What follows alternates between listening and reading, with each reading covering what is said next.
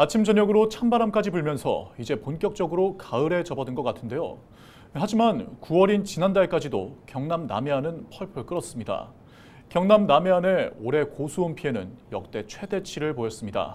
네, 그동안 양식장 상황 여러 번 보도해드렸는데 지금은 어떤지 다시 한번 짚어보겠습니다. 보도국 김수정 기자 연결해서 알아보겠습니다. 김 기자, 먼저 지난 9월까지 경남 지역의 피해 상황 어땠습니까? 네, 올여름 바닷물 뜨거워도 너무 뜨거웠습니다. 심지어 가을인 9월에도 여전했는데요. 이 바닷물이 펄펄 끓어올라 올해 고수온 피해는 역대 최대치를 기록했습니다. 역대 최대였던 지난해보다 3배가량이나 많은 피해액입니다. 경남 남해안에서는 첫 고수온 피해 신고가 들어온 지난 8월 16일부터 9월 30일까지 한 달 반 동안 모두 2,732만 마리가 죽었습니다. 여기에는 멍게와 미더덕, 피조개 등도 포함됐습니다. 창원과 통영, 거제, 고성, 남해, 하동 모두 6개 시군 어가의 피해액은 약 594억 원입니다. 국립수산과학원은 지난 8월 16일부터 경남 남해안 해역에 고수온 경보를 내렸습니다. 지금은 고수온주의보로 하향된 상태입니다. 지금 바다 온도를 보면 25도에서 26도 선인데 여전히 남해안 그리고 제주 인근은 빨갛게 표시된 걸 볼 수가 있습니다. 이제 바닷물이 식기 시작할 텐데 고수온 피해 상황은 좀 더 지켜봐야 할 것 같습니다. 네, 이렇게 피해가 크다면 경상남도의 지원 대책도 좀 주목해봐야 될 것 같은데 어떻습니까? 네, 우선 피해액이 워낙 크다 보니 한꺼번에 예산을 투입할 수가 없는 상황입니다. 경상남도는 우선 1차 재난지원금 109억 원을 추석 전인 9월 11일에 지급했다고 밝혔습니다. 이 1차 재난지원금은 지난 8월 31일까지 피해 신고된 경남 도내 어가가 대상이었습니다. 재난복구 지침에 따라 지원금이 차등 지급됐습니다.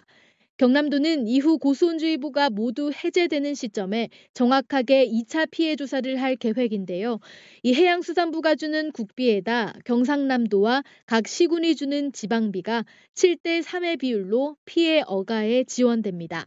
미리 정해놓은 예산이 아니기 때문에 지방자치단체는 예비비로 지원할 예정입니다.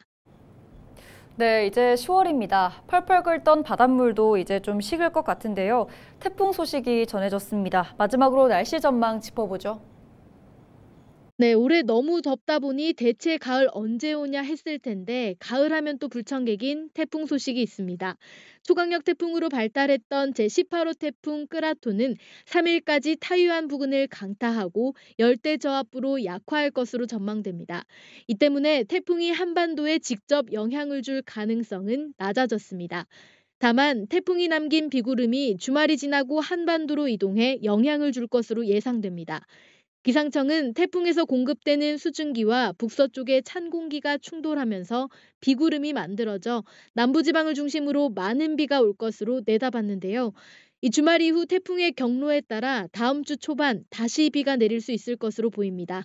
태풍의 경로는 주변 기압계 흐름에 따라 유동적인 만큼 발표되는 최신 기상정보 참고하시기를 바랍니다.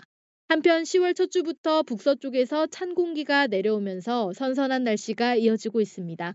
2일 아침에는 거창이 8도, 합천 11도, 창원 15도 등 올 가을 들어 가장 낮은 기온을 기록했습니다.